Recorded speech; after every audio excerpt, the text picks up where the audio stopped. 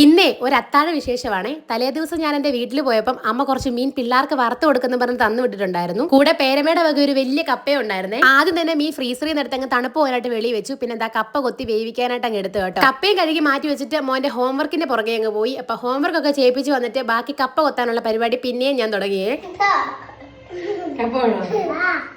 കപ്പ കൊത്താൻ എടുത്തപ്പോഴേ രണ്ടുപേരത്തെ കൈ നീട്ടി കപ്പതായോ എന്ന് പറഞ്ഞ് നിൽക്കുവാണ് കേട്ടോ. ഇത് മാത്രമല്ല 1-2 പ്രാവശ്യം എൻ്റെ അടുത്ത് വന്നിട്ടുണ്ടായിരുന്നു. അപ്പൊ അവർക്കും കപ്പ കൊടുത്തിട്ട് പിന്നെ കഴുകി കപ്പ വേവിക്കാനായിട്ട് അടുപ്പയിലോട്ട് വെച്ചു. കപ്പ വേവിക്കുമ്പോൾ എന്തായാലും മീൻകറി വേണമല്ലോ. അങ്ങനെ അമ്മ വറക്ക തന്ന മീൻ നൈസായിട്ട് അങ്ങ് കറി വെക്കാൻ എടുത്തു. വെളുത്തുള്ളിയും ചെറിയുള്ളി ഇഞ്ചിയും ഒക്കെ ചതച്ച് കടുക് വറുത്ത് ഇതെല്ലാം കൂടിയിട്ട് അങ്ങ് വഴറ്റിയിട്ട് പിന്നെ മുളകുപൊടി മല്ലിപ്പൊടി മഞ്ഞപ്പൊടി ഒക്കെ ഇട്ട് കുറച്ച് പുളി ഉപ്പും ഒക്കെ ഇട്ടിട്ട് നമ്മുടെ മീൻ അങ്ങ് അടുപ്പയിലോട്ട് വെച്ചു. ആ സമയത്ത് നമ്മുടെ കപ്പ ഇവിടെ വെന്ത് തുടങ്ങിയിട്ടുണ്ടായിരുന്നേ. പിന്നെ ഇതേ കപ്പയ്ക്കുള്ള അരപ്പിനായിട്ട് കുറച്ച് തേങ്ങയും മഞ്ഞപ്പൊടിയും ജീരകവും വെളുത്തുള്ളിയും എല്ലാം കൂട്ട് അങ്ങ് ചതച്ചെടുത്തിട്ട് ഊറ്റി വെച്ചിട്ടുള്ള കപ്പയിലോട്ട് ഇട്ട് കുഴച്ചങ്ങ് എടുത്ത് കേട്ടോ. ഞാൻ ഉണ്ടാക്കിയോണ്ട് പറയല്ല, സംഭവം കൊള്ളാം, അടിപൊളിയാണേ. പിന്നെ ഇതാ കുറച്ച് മോരും കൂടെ അങ്ങ് കാച്ചി എടുത്തപ്പം വൈകിട്ടത്തേക്കുള്ള അത്താഴ റെഡിയായേ. അങ്ങനെ പിള്ളേർക്കും കഴിക്കാൻ കൊടുത്തിട്ട് പിന്നെ ഞങ്ങൾ 2 രൂപ കഴിക്കാനായിരുന്നു. ഫോണിൽ ബിഗ് ബോസും കണ്ടുകൊണ്ട് കപ്പയും മീനും ഒക്കെ കൂട്ടിയിട്ട് ഇന്നത്തെ അത്താഴം കഴിച്ചേ.